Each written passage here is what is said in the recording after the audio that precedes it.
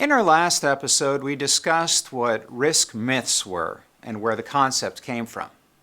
But to summarize, a risk myth is something that someone may tell us or that we may tell ourselves in a moment of high risk that is unhelpful, untrue, and potentially damaging, even though it seems like it might be scriptural.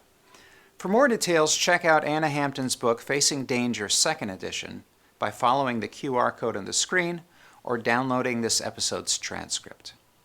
So let's look at a few more risk myths and why we consider them myths. Risk myth number 2. The blood of the martyrs is the seed of the church. You can look up the background and origin of this quote on your own, but it's stated so often by well-meaning Jesus followers that it has almost taken on the weight of Scripture. It makes it seem as though martyrdom is something that all believers should strive for. I've heard many young missionaries say, "I'm willing to die for Jesus," and it's a commendable attitude. But we should probably try to live for Jesus instead.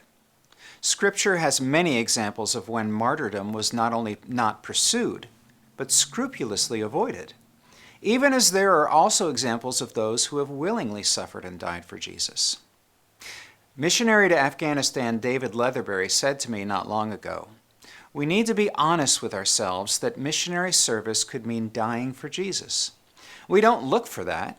We don't want to necessarily die, but we have to think about that because of our strong commitment to Christ."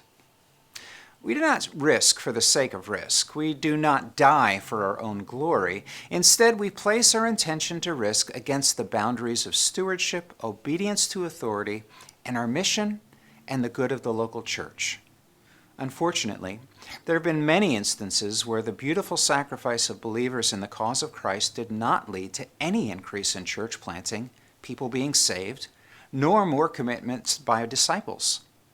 There are many unfortunate examples of entire churches being wiped out, at least for a time, so completely that the very memory of the church is erased from a people or a country. This has happened in Albania, China, Central Asia, the Middle East, and many other places. Now, God will ultimately triumph, and His kingdom will prevail over all the earth, but martyrdom should never be a means to an end, and it's not a church growth strategy.